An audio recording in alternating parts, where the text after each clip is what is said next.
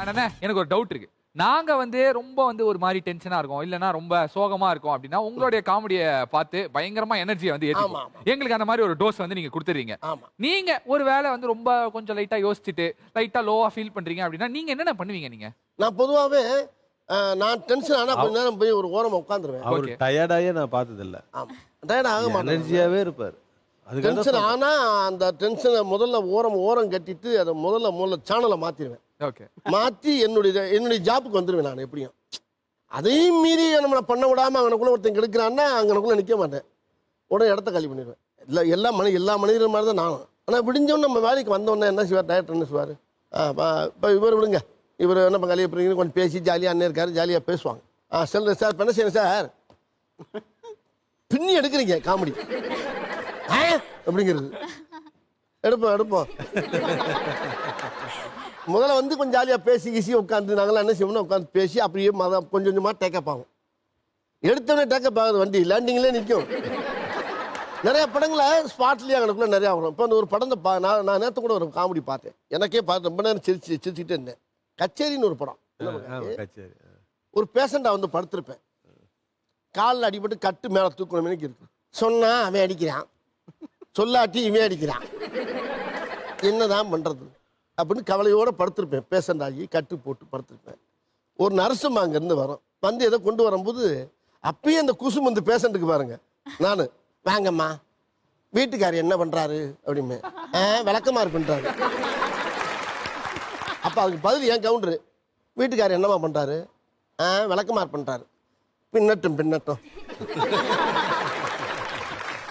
அந்த நர்சம்மா எதுக்காக விளக்கமாறு பண்றாருங்கிறது எனக்கு புரிஞ்சு போச்சு. இது நான் ஒரு ஹாஸ்பிட்டல் போயிருந்தப்ப நடந்துச்சு. என் பக்கத்தில் இருக்க பேஷண்ட் கேட்கலாம், வாங்கம்மா வீட்டுக்காரர் என்னமா பண்ணாரு, இவனுக்கு எதுக்குது, அவன் வீட்டுக்காரர் என்ன பண்ணாரு என்னன்னு கொடுக்குற மருந்தை வாங்கிட்டு போக வேண்டியதானே. நகைச்சுவைங்கிறது வந்து கால்சீட்டை வச்சு வர்றது கிடையாது. 9 to 6 காமெடி பண்ணுறது இல்லை. ஒரு நகைச்சுவைன்னு ஒன்று சொல்லியாச்சுன்னா, ஒரு கதை சொல்லியாச்சுன்னா அந்த கதைக்கு முன்னாலே 10 நாளைக்கு பூரா ரிகல்சல், 10 நாளைக்கு ரிகல்சல் பார்க்கணும்.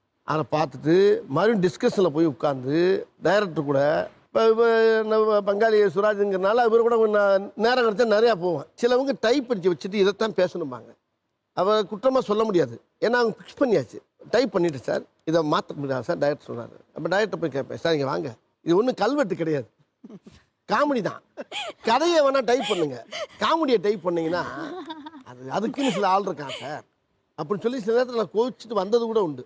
வடிவேல் போயிட்டான் அப்படின்னு சொல்லி நம்மளை தப்பாக பேசுவாங்க. ஏன்னா இது எழுதுனதான் பேசணும்னா அந்த எழுத்துக்கு இடையில சில பஞ்செல்லாம் வருது எனக்கு. அதை சொல்லும்போது மற்றவங்க சிரிச்சிருவாங்க. சிரித்த உடனே டெக்னீஷியன் சிரிச்சுவார், கேமராமேன் சிரிச்சுவார். அப்போ சில டைரக்டர் கோவம், ஏன் சிரிச்சா சிரிச்சா, இப்போ நீ சிரிச்சிங்கன்னா அவர் என்னென்ன பாருங்க, இல்லை சார் தெரியாமல் சிரிச்சுன்னு சார், அவர் சொல்கிற ட்ரெண்டில் சிரிப்பு வந்துருச்சு சார், என்ன சிரிப்பு அண்ணே, இல்லை நான் சொன்னது நீங்கள் பேசுனேன் அப்படியா, இவ்வளோ டென்ஷனாக வந்து நீங்கள் சொன்னீங்கன்னா நான் எப்படி நடிக்க முடியும், நான் போயிட்டு நாளை கழிச்சு வர்றேன் அப்படின்னு போயிடுவேன். இப்படிலாம் போயிருக்கேன் நான். ஒருத்தர் வந்து அவர் டைரக்டர் சொல்கிறார், வடிவேல் சாருக்கு இந்த படம் ஆனால் பெரிய கம்பேக்காக இருக்கும். என்ன சார் கம்பேக்கு கும்பேக்கு ஆனால் சொல்லாங்க சார், கேளுங்க. அவரு வடிவேலன் இந்த படத்துல கம்பேக் வராருங்க, மறுபடியும் என்ஜாய் பண்ணுங்க அப்படின்னா, அவர் எப்போ எங்களை விட்டு போனாரு ஆமா கம்பேக் வரதுக்கு, அவரு டெய்லியும் டிவிலையும் மீம்ஸ்லயும் நாங்க அவருக்கு பெரிய வாக்கம்.